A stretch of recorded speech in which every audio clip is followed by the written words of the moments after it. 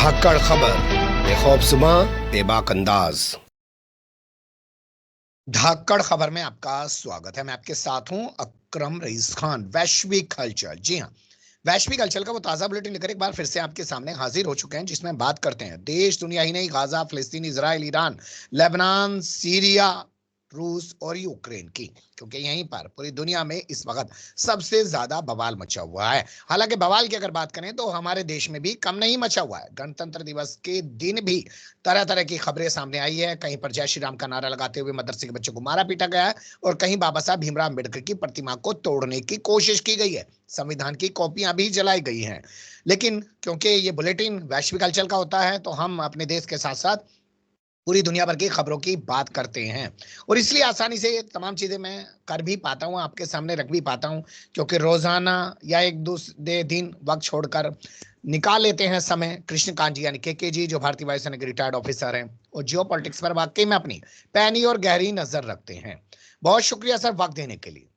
Thank you mister अकरम। आपने अपने channel पर कल गणतंत्र दिवस के मौके पर एक वीडियो अपलोड किया, जिसमें आप बेरोजगारी की बात कर रहे हैं।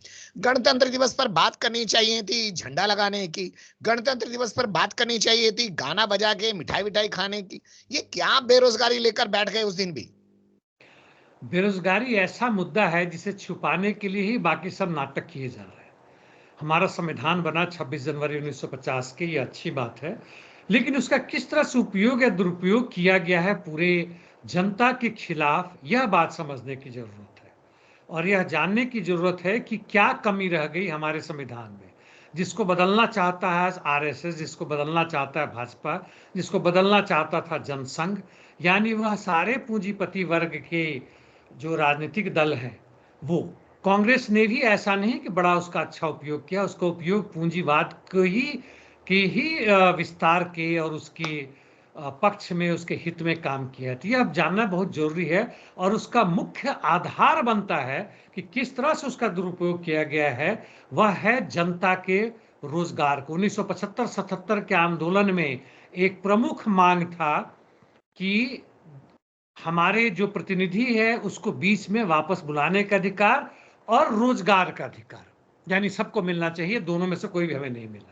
2013-14 में मुख्य मांग था वहां पे अन्ना आंदोलन का कि वैसे कानून, यानी जिससे कि बड़े बड़े प्रधानमंत्री, राष्ट्रपति, सबको उसके अधीन लाया जा सके और सबको रोजगार मिले, सबको बराबरी का हो। आम आदमी पार्टी ने कहा था कि हम इस तरह की सत्ता लाएंगे, इस तरह की समाज लाएंगे जिसमें कि हम सबको बराबरी का अधिकार देंगे। वह सब फिर चले गया तेल लेने, सब बेकार हो गया। इसलिए वही चीज बनता है हमारे जनता को समझाने के लिए कि भैया क्यों तुम्हारे पक्ष में नहीं है। इसलिए एक रोजगार को खत्म किया जा रहा है, इसके साथ साथ तुम्हारे जो भी शिक्षा, स्वास्थ्य, घर, ये जब वादे किए जाते हैं केवल वायदे के लिए हैं, वास्तविक मुद्दा कुछ और है इन प्रतिनिधियों के लिए, जनप्रतिनिधियों के लिए। जी, क्या आपको नहीं लगता कि ग्लोबलाइजेशन भी थोड़ा बराबरी लेकर आया था? क्या हम कभी पूछते थे कि तू किस जात का है जो हमें फोन कर रहा है क्रेडिट कार्ड बेचने के लिए, हमें फोन कर रहा है बाइक और कार लोन लेने के लिए? तब ये तमाम चीजें आई तो इससे तो समानता आई ना सर। पूंजी के लिए पूरे समानता है, पूंजी के लिए देशवाद नहीं है, पूंजी के लिए कोई ना धर्म का रोक है, ना कोई जाति का रोक है। और पूंजी यदि उसका इस्तेमाल करता है, उससे कारण भले ही उसको कुछ अड़चन आ जाती है, वो बात अलग है, लेकिन वो उसका इस्तेमाल करती है जनता के, मेहनतकश आवाम को, मजदूर और किसानों के बीच में भेदभाव बढ़ाने के लिए, आपस में लड़ाने के लिए। जी, चलिए, मेरा एक सवाल है जो मैं चाहता हूं आप और थोड़ा विस्तार से उस पर बताएं।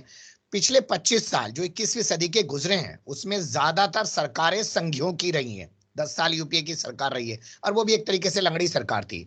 लेकिन उस सरकार ने सूचना का अधिकार दिया, उस सरकार ने शिक्षा का अधिकार दिया, उस सरकार ने भोजन का अधिकार दिया, उस सरकार ने भूमि अधिग्रहण जैसा कानून लाया जो कि किसानों के हक में था। लेकिन इस 10 साल में से 15 साल जो लोग सत्ता में बैठे हैं, उन्होंने सिर्फ इंडिया शाइनिंग की बातें की, या देश के अंदर नफरत का माहौल बनाया, या संविधान को मिटाने की बातें की। इस हिस्से पर आप बताइए, पिछला इतिहास छोड़ देते हैं, 20वीं सदी का। देखिए, पिछले इतिहास छोड़ने की हर कोई बात करता है, और उसके अंत में शुरू में जाता है जिसका ना कोई लेखा जोखा है, ना सही तरीके तोड़ मोड़ के दिखाने की कोशिश करते हैं। भारत एक स्वर्णिम युग था जिसको वापस लाने की कोशिश, अमेरिका में भी वह कोशिश जारी है और दुनिया के अधिकांश जगहों में जारी है। उसकी बात तो ये करना नहीं चाहते हैं, लेकिन जो पिछली सरकार थी 20-25 वर्ष पहले या 2008 के या 2014 के पहले जो भी सरकार थी, और इस सरकार में एक संबंध है।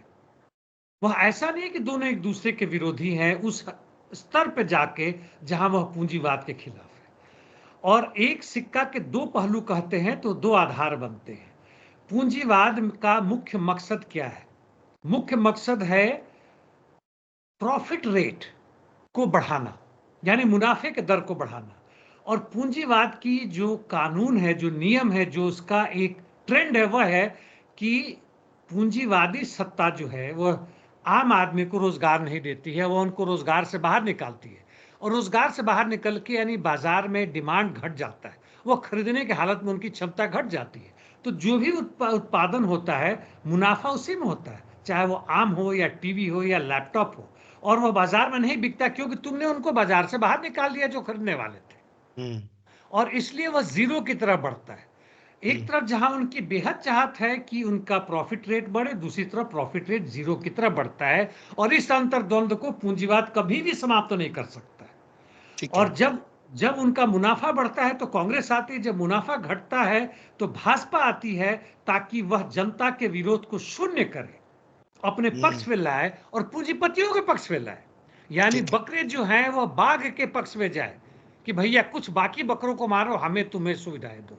और उसी का दूसरा चेहरा जो है, जो कि लगता है कि पहले बड़े अच्छे थे या कम अच्छे थे, अब ज्यादा खराब हो गए। जी चलिए, अब अगली खबर की शुरुआत करते हैं। यूं कहें कि विधिवत रूप से बुलेटिन की शुरुआत करते हैं। पहला अपडेट है पाकिस्तान के गृह मंत्री मोहसिन नकवी से जुड़ा हुआ। अमेरिका में बैठकर प्रेस कॉन्फ्रेंस करके क्यों सफाई दे रहा है कि मैंने चीन के खिलाफ किसी मीटिंग में शामिल नहीं हुआ, हिस्सा नहीं लिया। वहां पे इन्हें बुलाया गया था, अमेरिका बुलाया गया था, गए हुए थे, वहां पे प्रेस कॉन्फ्रेंस हुआ था। और उस प्रेस कॉन्फ्रेंस का हवाला देके भारत की मीडिया, भारत के लोग कह रहे हैं कि भाई पाकिस्तान की बेइज्जती हो गई।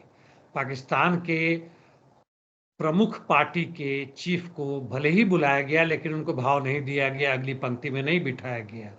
और इसलिए अब जो है वह चीन के खिलाफ जबरदस्ती दबाव डाल रहा है अमेरिका, उनको जबरदस्ती कहलवाया जा रहा है। इसलिए पाकिस्तान अब चीन के खिलाफ हो रहा है। दोनों एक दूसरे को ये दिखाने की कोशिश कर रहे हैं, भारत और पाकिस्तान, की हम अमेरिका के नजदीक हैं, हम अमेरिका के नजदीक है। अमेरिका हमारी कम बेइज्जती कर रहा है, हमारे दुश्मन की ज्यादा बेइज्जती कर रहा है। यानी एक दूसरे की जनता को दिखाने की कोशिश कर रहे हैं।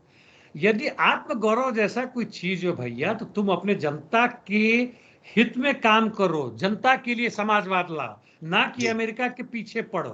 और एक दूसरे को दिखा रहे हैं। तो वहां गृह मंत्री कहते हैं कि ऐसा कोई बात नहीं, भारत जो है जबरदस्ती अपनी हार दिखाने के लिए, अपनी बेइज्जती दिखाने के लिए हमारी बेइज्जती को बढ़ा रहा है। ये बात, हम चीन के कभी भी खिलाफ नहीं है, हम चीन के साथ है। हालांकि इन दोनों के दावों में कोई महत्व नहीं है। दोनों जो हैं विदेशी ताकतों के आगे झुके हुए हैं और अपनी जो फेलियर है उसको छिपाने की कोशिश में दूसरे की फेलियर को ज्यादा दिखा रहे हैं कि तुम्हारी ज्यादा पिटाई हुई है, हमारी कम पिटाई हुई है। जी, क्या इसी क्रम में बांग्लादेश को भी जो है खबरों में ज्यादा अहमियत दी जा रही है कि ट्रंप ने बांग्लादेश के तमाम जितने भी वर्क ऑर्डर थे वो रद्द कर दिए हैं, जबकि खबर यह है कि ट्रंप ने तो पूरी दुनिया के रद्द कर दिए, बंद कर दिए हैं। बिल्कुल वही बात सच है जो आप कह रहे हैं। इसे 2023 में $70 बिलियन तथाकथित रूप से, 24 का डेटा नहीं है मेरे पास, उससे भी ज्यादा ही होगा, मदद के रूप में दी। ये मदद क्या है? यह मदद मुफ्तखोरी नहीं है। वह मदद जो है वहां की सरकार को अपने पक्ष में लाने के लिए, यह मदद जो है वहां की जनता को पक्ष में लाने के लिए, यह मदद जो है सो इंटरेस्ट के साथ, सूद के साथ दिया गया है, जिसका वह 10 गुना, 12 गुना, 14 गुना एक्स्ट्रा लेता है। वह उससे खींचता है, जिस रूप में भी तकनीकी मदद हो, इंडस्ट्रीज के रूप में मदद हो, करके दे रहा है। तो उसी आधार पर बांग्लादेश में भी ऐसा हुआ है। और जो कुछ खास मीडिया शोर मचा रहे हैं, जो उसने पाकिस्तान को दे रहा था, जो भारत को दे रहा था, सब पर 3 महीने के लिए रोक लगा दी गई है, केवल इजराइल और इजिप्ट को छोड़कर। इजराइल हमें मालूम है, और इजिप्ट को इसलिए कि चूंकि चाहता है ट्रंप कि जो भी गाजा पट्टी के लोग भागे हैं उसको इजिप्ट रख ले अपने यहाँ, और उसके बदले में वो मदद देगा, ताकि गाजा पट्टी पर इजराइल का जोड़ पकड़ ज्यादा हो और पैलेस्टीनियन अथॉरिटी जिस रूप में भी था उसको खत्म किया जाए, हमास को खत्म किया जाए। जी, क्या जिस तरीके से कांग्रेस मुक्त भारत बनाने की बातें की जा रही थी, वैसे ही अवामी लीग मुक्त बांग्लादेश बनाने की बातें हो रही हैं? ठीक है, शेख हसीना तानाशाह थी, वो देश छोड़ के भाग गई है, उनकी पार्टी को चुनाव लड़ने का अधिकार तो देना चाहिए, पाबंदी लगाने का क्या मतलब बनता है? ये असली चेहरा सामने आ रहा है यूनुस का, और उसके पीछे जो लोग थे तथाकथित रूप से, वहाँ आलम नामक कोई व्यक्ति हैं जिनको यूनुस जब अमेरिका गए थे तो उनको भी ले गए थे, और उनका था कि सारा जो कुछ बांग्लादेश में हुआ मुख्य इंजीनियर इसके यही थे। यानी छात्र आंदोलन भड़काने से लेकर और वहाँ के आर्मी से मिलकर शेख हसीना को निकालने तक का जो कार्यक्रम था इनका था। यह यानी खुलेआम रूप से दिख रहा है कि इनकी कोशिश थी वहाँ पे एक कलर रेवोल्यूशन लाने की अमेरिकी मदद से, जिसमें अमेरिकी पैसे थे, अमेरिका का CIA था, और जिसके मदद से बांग्लादेश के जो भी वहाँ के आर्मी थे, पुलिस थे, और जो विपक्षी दल था उनका था। यानी अब चुनाव लड़ेंगे खालिदा जिया की पार्टी, यानी बांग्लादेश नेशनल पार्टी, जमात इस्लाम और दूसरे लोग। कहीं इनको भय है कि कहीं आगे शेख हसीना या उनका पार्टी आ गई अवामी लीग तो शायद वापस फिर से वो जीत ना जाए, इसलिए उनको हटाने की कोशिश हो रही है, और कोई बात नहीं।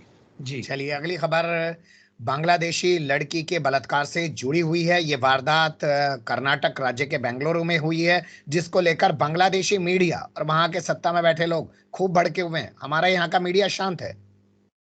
जब बृहस्पतिवार को ये हुआ था, और चूंकि वो बांग्लादेशी हैं, उनके पास आधार कार्ड है कि नहीं मुझे नहीं मालूम है, और वह हिंदी में कहें तो नौकरानी थी, किसी घर के यहाँ काम करके वापस आ रही थी। 3 बच्चों की माँ है, 28 साल की है, और केवल बलात्कार ही नहीं किया, संभवतः इन्होंने पहचान लिया, इसलिए उन्हें पत्थर से मार के या गले में दुपट्टा रगड़ के, जैसे भी वो पुलिस ने जो बताया, इनकी हत्या भी कर दी गई है।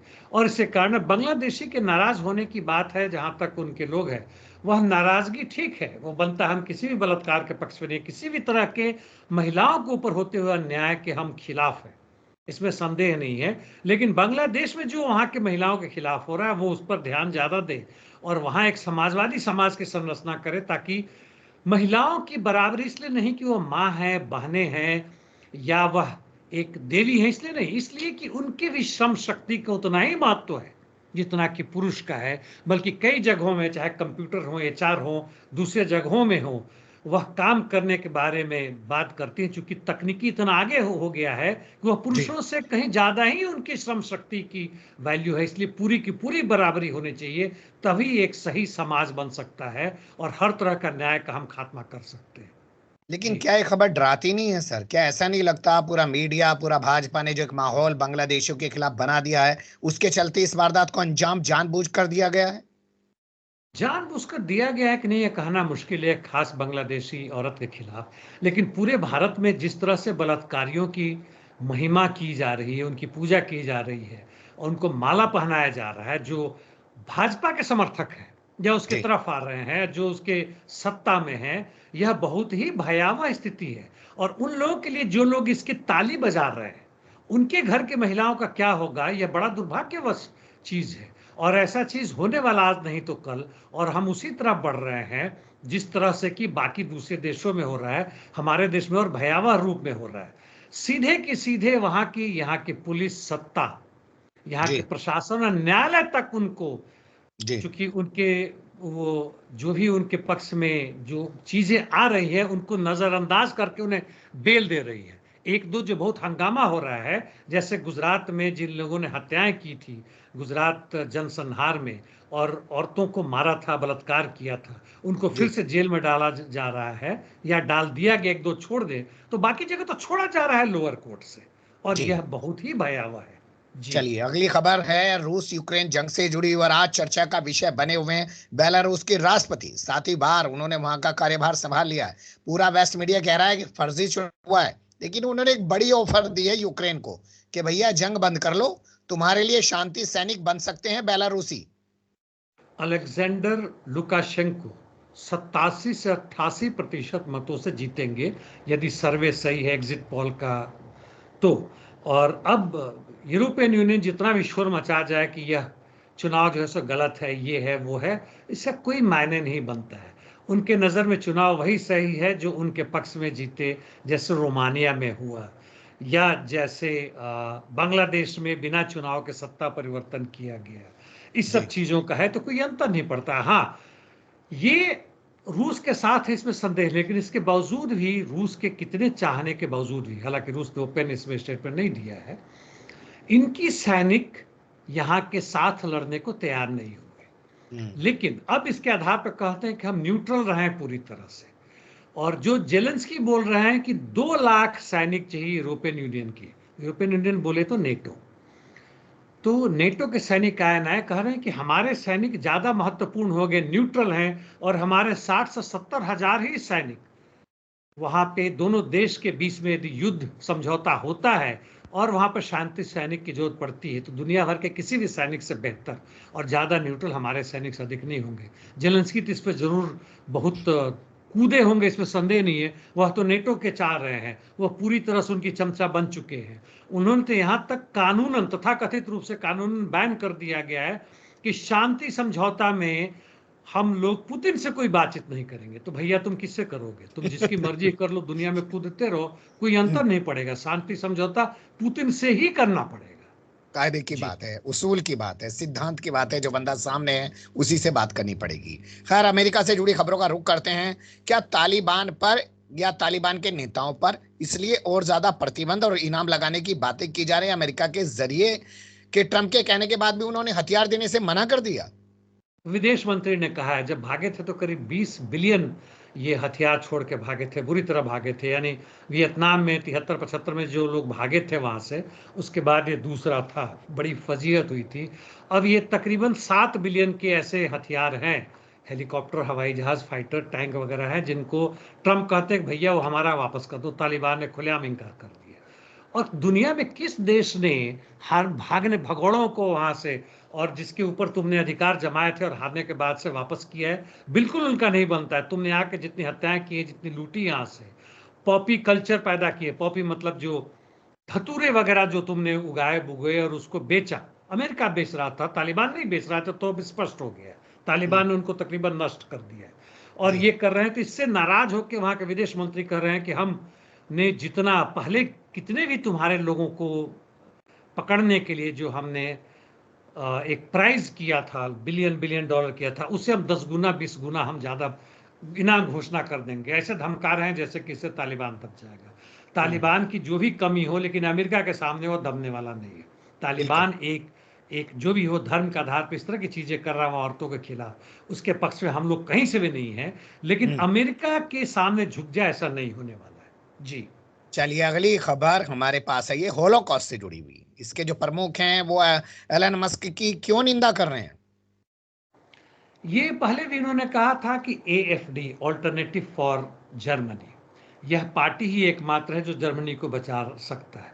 अब इसका क्या मतलब है? क्या जर्मनी डूब रहा है? जर्मनी खत्म हो रहा है?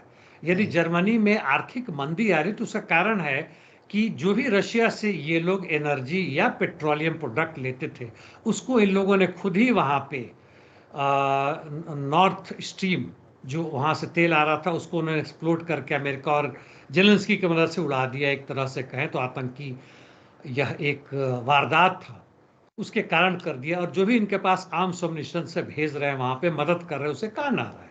जी। अब ये वहां पर जो AFD की रैली निकली थी, ये पहुंच गए, और वहां पर इन्होंने कहा था कि पुरानी जो बातें भूल जाओ, जरूरत से ज्यादा आप लोग हिटलर की बातें करते हो, वो भूल जाओ। हम्म। जबकि वहां का कानून है कि हिटलर के पक्ष में बोलने की आजादी नहीं है, हिटलर की पार्टी के बोलने की आजादी नहीं है, हिटलर का जो भी स्वस्तिक निशान था वह चीज आजादी नहीं है। और ये जाकर उसको कर रहे हैं, तो वहां के चेयरमैन जो होलोकॉस्ट के, वो उन्होंने कह रहे हैं कि बहुत ही गलत बात है ये हुए। लेकिन पूरे जर्मनी के जनता को समझना चाहिए कि तुमने अपनी आजादी, अपनी स्वतंत्रता, अपनी सार्वभौमिकता बेच दी तुमने अमेरिका को, उसके जी। कहे के हिसाब से कर रहे हो। तो एकमात्र केवल इस एक बंदे को वहां का जो मंत्री बन रहा है और जिसके मदद से जेलेंस्की जीत कर आए हैं, जी। उसका विरोध करके तुम क्या उखाड़ लोगे? कुछ नहीं कर पाओगे। तुम्हारी स्वतंत्रता ठीक है। की एकमात्र तभी संभव है जबकि तुम सही में एक समाजवादी जर्मनी बना सको। जी। लेकिन मेरे होलोकॉस्ट के प्रमुख के बयान से जो है जुड़ी हुई कुछ चीजें हैं। अगर इतने ही वो अच्छे हैं और इतनी ही वो चिंता करते हैं कि भाई हिटलर का गुणगान नहीं किया जाना चाहिए, तो गाजा में जो इजरायली कर रहे हैं, यहूदी कर रहे हैं, उस पर भी उन्हें बोलना चाहिए कि ये तो हमारे साथ हुआ, हम क्यों दूसरों के साथ ऐसा कर रहे हैं। ऐसा बोलेंगे तो ना अमेरिका इनसे खुश होगा, ना नेटो खुश होगा, ना यूरोपियन यूनियन खुश होगा। और कहा ना कि इनको अपनी आज़ादी खत्म कर चुके, इनकी कोई आज़ादी नहीं है। केवल आज़ादी जो एकमात्र इनका था कि सड़कों पर जाएं, उस पर भी कटौती हो रही है। यदि हम्म, तुम इसराइल यानी नाजीवाद के खिलाफ बोलोगे तो तुम्हें भी उठा के जेल में बंद कर दिया जाएगा। तुम्हारे पास कुछ बचा ही नहीं है। तुम धीमे ठीक। धीमे करके अपनी हर जो भी जमीन था तुम खो रहे हो। जी। पहले खबर आई कि कोलंबिया ने फैसला लिया कि ट्रंप द्वारा जो सैन्य जहाज भेजे जा रहे हैं लोगों को भर कर, वो उनको नहीं उतरने देगा। लेकिन फिर जब ट्रंप ने धमकी दी, तो क्या अब झुक गया है कोलंबिया? कुछ हद तक झुका है, लेकिन पूरी उस तरह नहीं जिस तरह से बांग्लादेश या पाकिस्तान के गृह मंत्री सफाई दे रहे हैं।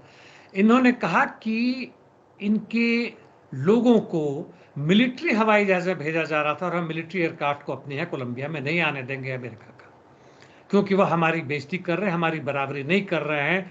इसलिए इन्होंने कहा यहाँ के जो राष्ट्रपति हैं गुस्ताव पेट्रो कि हम नहीं, हम अपनी जहाज भेजेंगे, हम अपने देश का जो राष्ट्रपति का जहाज है उसको भेजेंगे और उनको लाएंगे, और एक इज्जत के साथ लाएंगे, ना कि उस तरह से लाएंगे जैसे इन्होंने एक हथकड़ी में बांध के ब्राजील के लोगों को वापस भेजा। यह भारी बगैर बेइज्जती पानी है। के, बगैर पानी के सर, पानी भी नहीं था उनके पास। जी देखिए ये हालत हो रही है। और पूरी दुनिया के देश, चाहे वो ब्राजील हो, पाकिस्तान हो, इंडिया हो, 8,000 या 18,000 जितने वे वापस ले रहे हैं और बड़ी बेइज्जती करके वहां से ट्रंप भेज रहे हैं ताकि दूसरे लोग हिम्मत ना करें। और ये हम्म, वही लोग हैं जो अमेरिका जिंदाबाद का नारा लगा रहे थे और अब वहां से चलिए, लात मार के भगाए जा रहे हैं। ठीक बहुत है। दुर्भाग्य है। गाजा, जी। गाजा, ईरान और सीरिया से जुड़ी खबरों का रुख कर लेते हैं। और इसमें जो पहला अपडेट है वो है भाभी जी से जुड़ा हुआ, यानी कि जॉर्जिया मेलोनी से जुड़ा हुआ। वो आजकल सऊदी अरब पहुंची हुई हैं।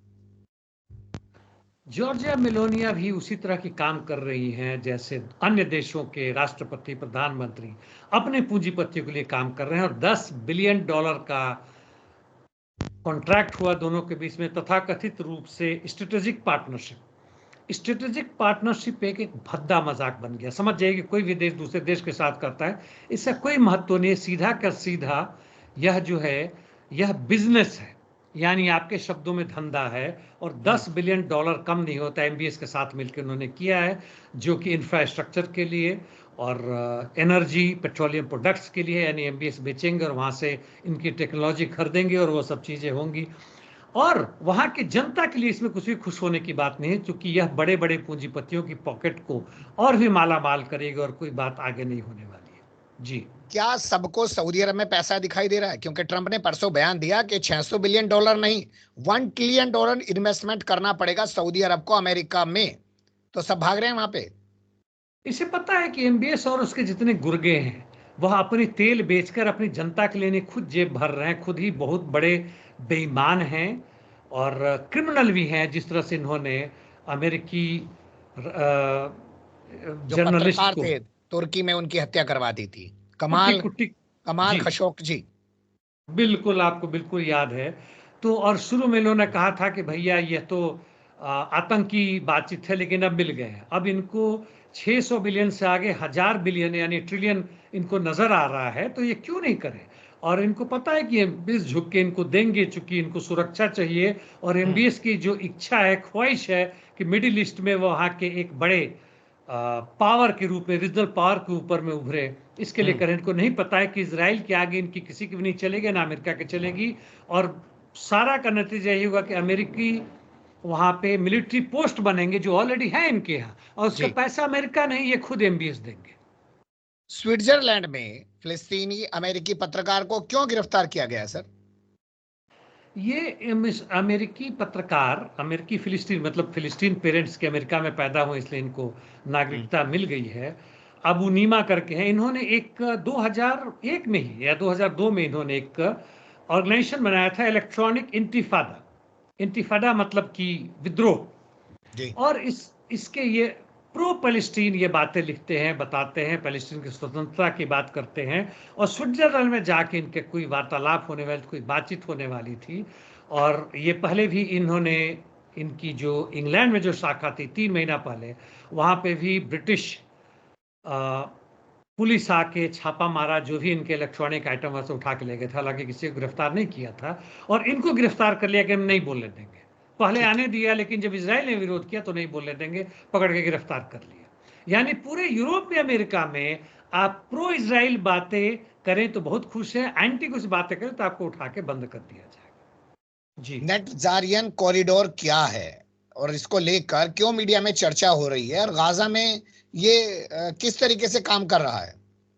ये नेटजारियन एक जगह है जहां की 2005 में समझौता होने के बाद से इजरायली सेटलर्स को वापस किया गया था, तो वह अंतिम सेटलमेंट था जहां से वापस आए थे।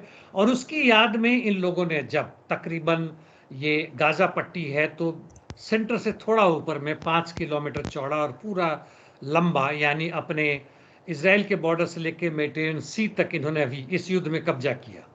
जी। और उस कब्जा में इसको इन्होंने नेटजारियन कॉरिडोर नाम रखा, जिसमें काफी उसी के नाम पर, पहले के नाम पर, और इसलिए उसका नाम है। और वापस अब इजरायली फोर्सेस फिर वहां से वापस आ रहे हैं, और यहाँ पे मैक्सिमम इनकी इजरायली सैनिक मारे गए हैं।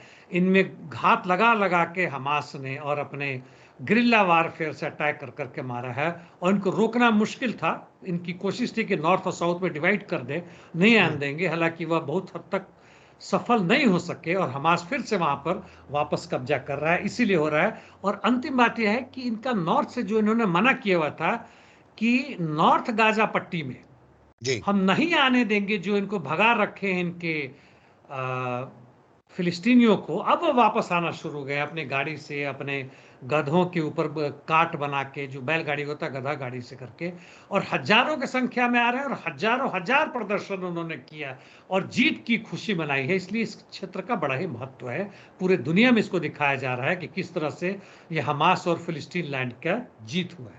जी, इजराइल और लेबनान के बीच 18-20 दिन के लिए जंगबंदी और बढ़ा दी गई है, 18 फरवरी तक। लेकिन कल जंगबंदी जब जो है डेडलाइन समाप्त हो रही थी और उसमें आईडीएफ को वापस लौटना था, वो नहीं लौटी, और लेबनान के लोगों ने जबरन अपने गांव और घरों को जाने की कोशिश की, तो 22 को मार दिया सर, वहां पे 200 को घायल कर दिया। लेबनान संधि में जहां तक है, हिजबुल्लाह ने बड़ी ही मतलब शांतिपूर्वक अपनी तरफ से सीज फायर के नियमों का पालन किया। जी। इजराइल बार बार बमबारी करता रहा है, इनके इंफ्रास्ट्रक्चर को खत्म करता रहा है, जहां इसको पता चल रहा है वहां उसको बर्बाद करता रहा। आपने सही कहा कि इतने लोगों को मार दिया और 60 से अधिक लोगों को घायल भी किया, 200 लोगों से अधिक लोगों को घायल भी किया। जी। और लेकिन फिर भी इनका इनका कहना था, इजरायलियों का, कि लेबनीज आर्मी को यहाँ पे आना था और वो नहीं आए, इसीलिए हम वहाँ से पीछे नहीं हटे, और अभी बढ़ा दिया गया है और 18 फरवरी तक, और जी। उम्मीद है कि इस बीच में वापस आएंगे। लेकिन हिजबुल्ला अभी जहाँ तक है अपनी ताकत को बढ़ाने के लिए हर तरह के वायलेशंस को, हर तरह के अपराध को जबरदस्ती नज़रअंदाज कर रहा है, यानी कहें तो उसको एक्सेप्ट कर रहा है, हर तरह की बेइज्जती को भी, ताकि अपनी ताकत को पूरी वापस करे, जरूरत पड़े तो फिर से बिल्कुल। जवाब दे सके। जी, बिल्कुल आपने सही कहा, क्योंकि जंग अभी बाकी है, जैसे कहा जाता है ना, पिक्चर अभी बाकी है। तो उस पिक्चर की जो है किस तरीके का क्लाइमैक्स होगा, उसकी तैयारी में हिजबुल्लाह लगा हुआ है, देखते हैं। क्योंकि जंगबंदी रह नहीं पाएगी लंबे समय तक, चाहे हमास से हो चाहे हिजबुल्लाह से हो, इसराइल की, क्योंकि नेतन्याहू लड़ने का पूरी तरह आदी हो चुका है। अभी तक वो सीरिया के बफर जोन से भी वापस नहीं हटा है। बहुत शुक्रिया, आपने बहुत बारीकी से तमाम चीजों पर रोशनी डाली। फिर आपके साथ किसी और मुद्दे पर जुड़ने की कोशिश करेंगे। धन्यवाद। Thank you mister Akram.